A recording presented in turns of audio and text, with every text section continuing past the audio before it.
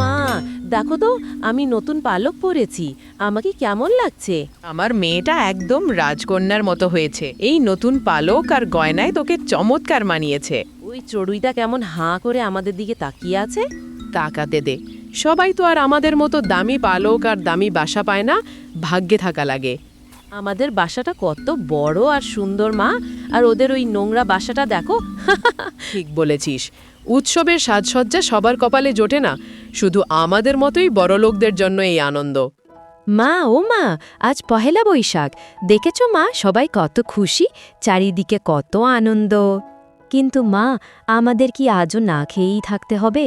আজ কি আমরা ভালো কিছু খাবো না? এমন কথা বলিস না মা, আজ বছরের প্রথম দিন, দেখবি আজ নিশ্চয়ই কিছু না কিছু ভালো হবে। কিন্তু মা, ওই দেখো, মিঠুদের বাসায় কত সাজসজ্জা, কত আয়োজন।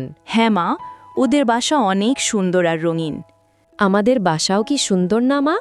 অবশ্যই সুন্দর, কারণ আমাদের এই ছোট বাসায় অনেক ভালোবাসা আছে, আর যেখানে ভালোবাসা থাকে সেখানেই সুখ থাকে। মা, আমার পেটে খুব খিদে লাগছে, কাল রাত থেকে তো কিছুই খাইনি আমরা।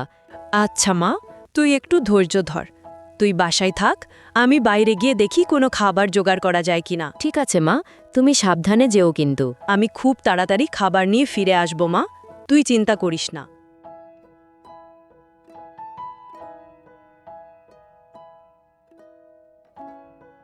উফ, এইদিকে তো কিছুই নেই, ওইদিকেও তো খাবার দেখা যাচ্ছে না। আজ সবাই উৎসবে এত ব্যস্ত যে কোথাও কোনো শস্যদানাও পড়ে নেই।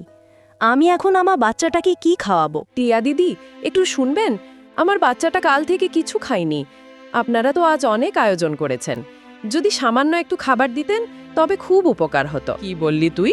তোর এত বড় সাহস, তুই আমার কাছে খাবার চাইতে এসেছিস? দিদি, সামান্য একটু ফল দিলেও চলবে, দয়া করে ফিরিয়ে দেবেন না। মা, ওদের একদম কিছু দিও না। ওসব নোংরা পাখি এখানে এলে আমাদের সম্মান চলে যাবে। একদম ঠিক, আমাদের এই রাজকীয় খাবার অনেক দামি, তোর মতো ভিখারি পাখির জন্য আমাদের এই খাবার নয়। যা এখান থেকে, দূর হ বলছি। উৎসবের দিনে তোর মতো অশুভ মুখ দেখলে আমার মেজাজ খারাপ হয়ে যায়। ঠিক আছে দিদি, আপনারা অনেক বড়, আপনাদের মনে যা চায় তাই করুন। যান, নর্দমায় গিয়ে খাবার খুঁজুন। এরকম রাজকীয় বাসায় আপনাদের কোনো জায়গা নেই। মা, তুমি ফিরে এলে? খাবার পেয়েছো মা? আমি খুব ক্ষুধার্ত। না রে মা, আজ কোথাও কিছু পাওয়া গেল না, সবাই নিজের আনন্দে মত্ত। কোনো সমস্যা নেই মা, তুমি মন খারাপ করো না।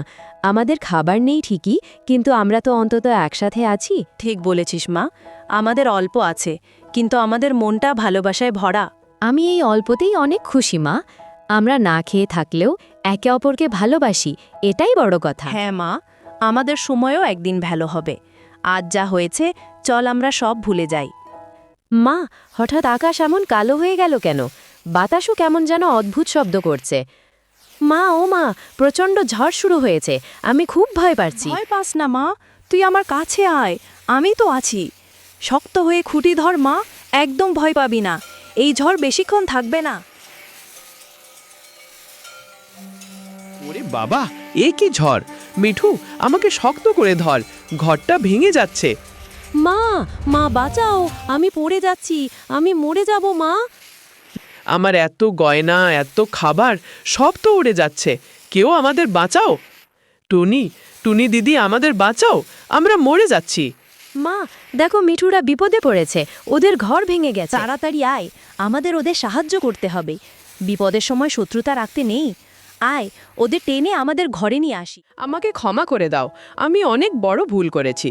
আমি তোমাকে অপমান করেছি, আর আজ তুমিই আমাদের প্রাণ বাঁচালে। আজ নতুন বছর, সব তিক্ততা আজ থেকে শেষ। মনে রেখো টিয়া দিদি, ভালোবাসাই হলো পৃথিবীর আসল সুখ। টাকা পয়সা আজ আছে, কাল নেই।